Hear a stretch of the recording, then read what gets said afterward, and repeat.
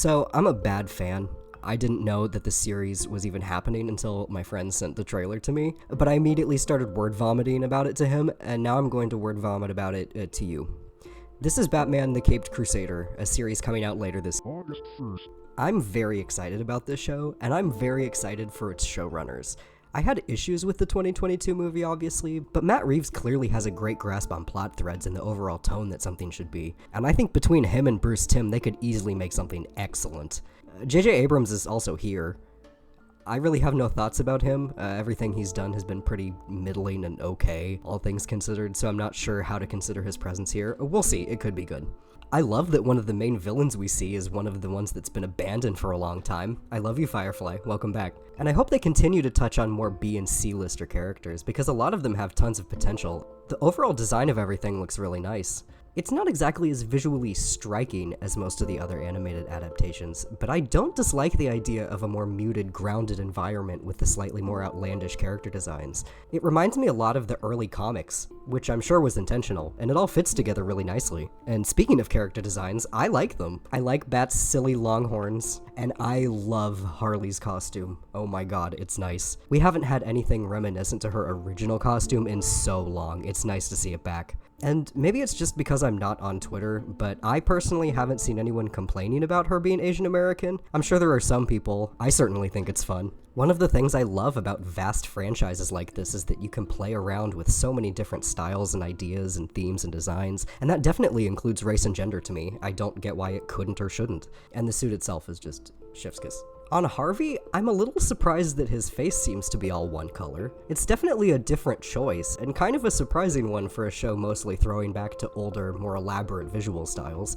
There's nothing wrong with it though, I don't mind it, it's just kind of interesting. The one design I'm not super into is Catwoman. I know it's also a throwback, but it was always dumb in my opinion. Really just the skirt. I get the stylization, like I don't complain about her having heels, but seriously the last thing you would want as a thief is something that 1. Restricts your legs, 2. Could snag in doors and windows, and 3. Lets everyone below you see your underwear. There is something else I want to mention about the visuals though. The design of everything looks really nice. The colors are cohesive, it's very atmospheric, there's a general time period they're sticking to, but the animation itself isn't very fitting. I don't want to say it's bad. It's perfectly acceptable and even really good for a lot of genres, but this is specifically an action show, and action needs really fluid, punchy animation to be satisfying. It's why a lot of action cartoons, and especially superhero cartoons, are still hand-drawn. It's just a lot easier to get the kind of movement you need. And this is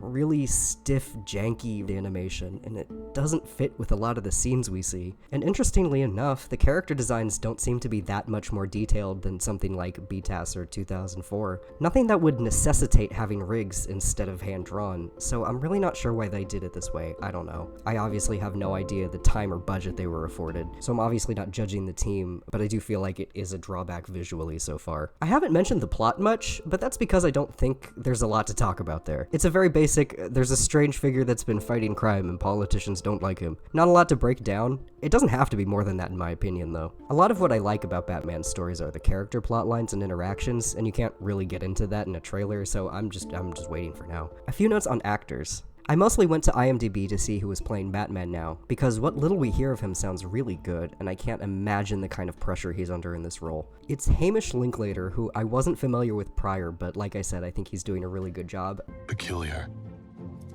There's something more going on here. But some other things I wanted to note were that Diedrich Bader is playing Two-Face, which is kind of fun because he's actually played Batman before. And seeing him here made me realize that I don't think I've ever heard his normal voice, just the fake tough guy one that he uses for cartoons. 100 other monsters will show up to replace anyone you take down. I love being the center of attention because it's really where I should be.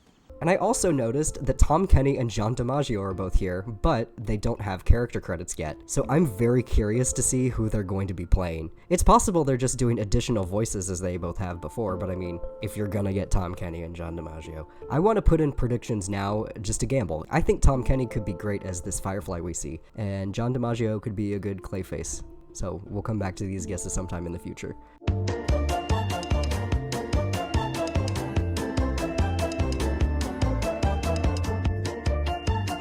I feel like there's someone I'm forgetting. 100 other monsters will show up to replace anyone you take down. Okay, so I know this is literally a split-second clip of a silhouette, but I do already have thoughts. Because do you know how much I miss the umbrella weapons when they're not here? So much. It's one of the less outlandish gadgets in this franchise, and a good place to hide a gun or a knife if you're someone pretending to be a gentleman. So I don't know why they're ever not utilized for him, honestly, so I'm glad they're back. So this was really scatterbrained, but my final takeaway is this. This show looks good. More than that, this show seems to strive to bring back a tone that hasn't been felt in the franchise for a long time. I can appreciate the grittier, more realistic renditions of Batman lore, but to me, Batman never had the same vibe as a thriller. It's too pulp noir to be a straight superhero story, and it's too outlandish to be pulp noir. It's unique. And my favorite adaptations are ones that toe that line between serious tragedy and whimsical tomfoolery. It's a hard one sometimes, but entries like the Burton films, the DCAU, and even to a lesser extent Gotham, all get pretty close. Caped Crusader is obviously trying to do the same thing, and from the looks of the trailer, I have faith they could pull it off.